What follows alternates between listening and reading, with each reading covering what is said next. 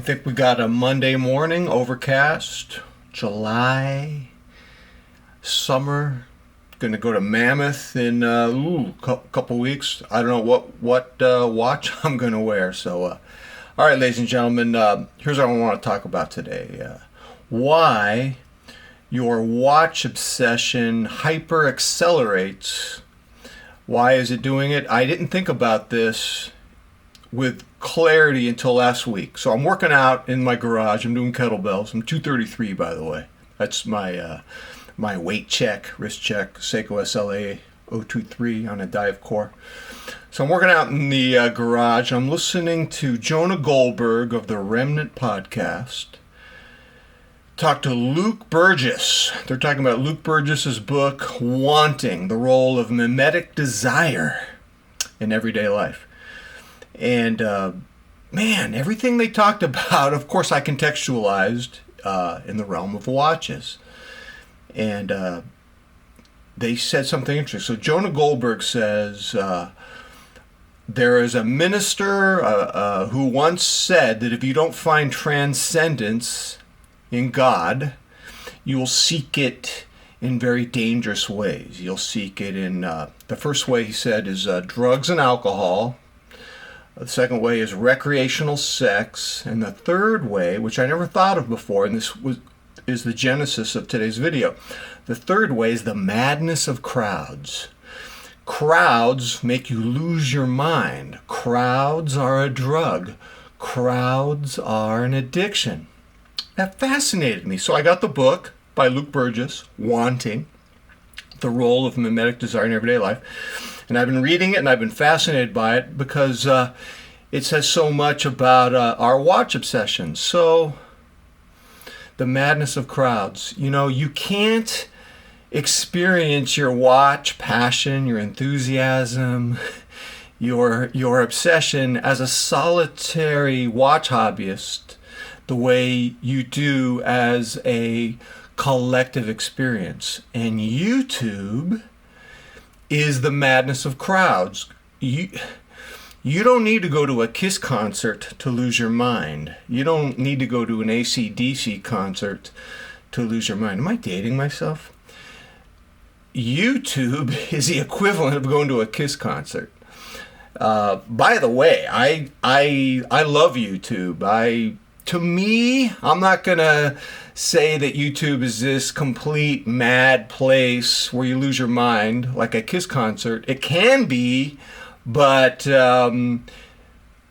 people have said this, so I'm borrowing a metaphor. You know, the YouTube universe is like flying your flying saucer through all these floating satellites of restaurants. You choose which restaurant you go to. You can go get the junk food or you can get the healthy food. I love Mike Israetel, who has Renaissance periodization. He just calls it RP for short because he's funny, he's has informed opinions, and he talks about lean proteins, the importance of that, and you know, it confirms my my belief that I should be eating about 180 to 200 grams of protein a day, which I do, and pretty much listening to him, I realized I should keep my calories around 2,300. But anyways, I've always worked out because working out puts me in a good mood, and I've always wanted my watch hobby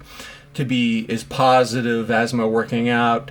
So even when I interrogate the watch addiction and the watch obsession and the darkness, and there can be darkness, I want to pull myself out of it and find the joy in it. So I read Luke Burgess's book, and I'll tell you what, I recommend that you read it. Wanting, Why We Desire Things. So what I learned is that in a social media world, your desire for things hyper accelerates. You will never experience your watch collection as a solitary person the way you do in the collective experience. Most of us are on YouTube and other social media platforms, and we are experiencing our watch hobby as a collective experience, and therefore It's subject to the madness of crowds. It's not totally negative. There's a joy in the connection with others, but it can be dangerous. And as I was reading Burgess's book, I thought of the Ice Bucket Challenge of 2014. My girls were in preschool, and they did the Ice Bucket Challenge, and all the neighbors were on their roofs watching. It was this sort of madness that took over. And could you imagine when I was a kid in show and tell, this is pre-social media, I would, my three friends and I was Mickey Dolenz, at show and tell, we would do the Monkees theme song. Hey, hey, we're the Monkees. And could you imagine if that was on YouTube and went viral? There could be the Monkees theme song challenge to raise funds for a good cause. It would have hyper accelerated. So one of the devastating things I learned about mimetic desire is that my watch desires, oh my God, they don't come from me. They don't express my individuality. They don't show how unique I am. They don't express my amazing taste as a curator and as a social influencer. No, I'm a sheep, man. I'm an imitator. What I learned, this is so Luke Burgess, he is doing a study of the literature professor Rene Girard, famous in Stanford for mimetic theory, which is that we like to flatter ourselves and think that our desires are born from our authentic self. Oh yeah, like my love of diver watches comes from my authentic self. No. We're imitative. Our desires are imitative. They're derivative. They come from modeling. Oh my God. So we're sheep, essentially.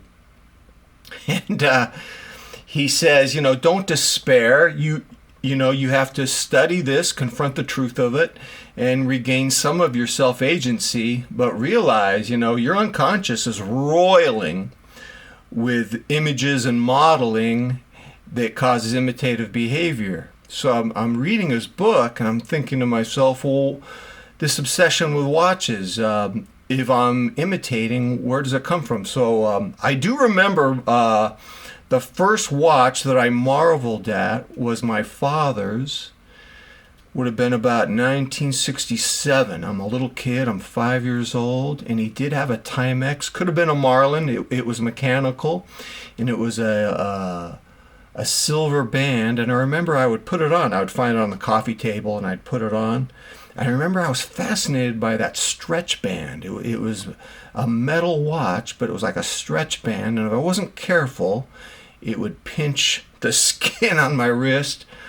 But I admired that watch. My father was a big engineer at IBM in San Jose, and he took me to work one day, and all of his coworkers called him the Big Cheese. Here's the Big Cheese, because he was a top level engineer. And so I associated that Timex watch with my dad's maturity, his fatherhood, his power at work, and that Timex was a very positive image. There were other watches I can recall from childhood. I would watch Voyage to the Bottom of the Sea. There were diver watches featured on the characters in that. Dr. No, Sean Connery, he wore a Rolex Sub, a diver watch. McHale's Navy, I Dream of Jeannie. There were watches featured in these shows, and so what's interesting is to this day, I like 60s retro divers. So Seiko makes these recreations of divers, and I really love the 62 Moss models, and maybe one of these days I'll get an 8L35 movement, one of the SLA versions. That'd be nice, because I love that style so much. What's interesting about those 60s retro models, I'm a little kid and I'm absorbing all of this, and I'm thinking about it now in the context of mimesis, imitation. Jump 50 years later, go to 2022, I think it was. I'm at a watch meetup in Long Beach. So Random Rob has a watch meetup in Long Beach. He's had them every August or September for the last few years. And so I'm attending it. And I'm already a Seikoholic. I'm already into the retro dive watch thing. But it kind of intensified that day in this sort of group experience. I was across the street from Mimo's Watches in a restaurant, can't remember the name of it. And Mark Alamera shows up from, I think, the San Diego region. He has a YouTube channel, Average Brothers, which I watch all the time. And he's wearing a slim turtle. And it's on an original Black Tropic. I've talked about this before. And in that image, it had a huge influence on me. I go, oh yes, the Tropic. I've never had a Tropic before this. I must get one of these. I must go into this world. And that day, Carlos was in attendance of the watch meetup. I think he had a $10,000 camera, a German camera called a Leica. And that was very retro looking. So you combine those images from my childhood with that retro vibe at the meetup, and that kind of solidified my my watch taste. And so I have to be honest, I in many ways I'm a sheep. I don't have desires that come out of myself. I live in social media, which intensifies the experience. It hyper accelerates watch desires. As watch obsessives, and I think most of us do frequent YouTube channels, we're kind of in a state of the ice bucket challenge 24/7. And I have mixed feelings about that because I understand that my joy of watches as a solitary collector can't match the joy and the transcendence and even the madness as a collective experience, which is what it is in the social media age. It's kind of like we're going to a Kiss concert every day. So I think this will just be part one of the role of mimesis in our watch collecting. I think I'm going to, because I haven't finished the book yet, by Luke Burgess. One of the things that I'm getting into now is scapegoating and rivalry. What I'm learning is that people who are most like us, who share our interests, are the very people we rival with. It's interesting. It's not people who are different from us. It's people who are like us. And I wonder, are there any YouTube rivalries? Hope I don't get involved in one. I refuse to get involved. I just don't have time to get involved in a YouTube rivalry. The other thing I'm learning is that as we gravitate toward our groups through imitation, when there's disunity in the group, we resolve our disunity by identifying a scapegoat. And I'm trying to think, what watches have been scapegoated? And I don't know if scapegoat is always flagrant, if it's always brazen. Sometimes it's subtle. I'll give you an example. There is a watch that gets very little love in the community. It does not inspire desire anymore. It used to about a decade ago, but I'm telling you, Tag. The watch YouTubers I watch, they don't say bad things about it so much, but just omission, just avoidance. That's a powerful message. I am also noticing some Rolex hostility. By the way, I saw a guy with a Rolex Explorer white dial in the airport at Cabo standing next to me while we were getting our luggage from the carousel. It didn't do a thing for me.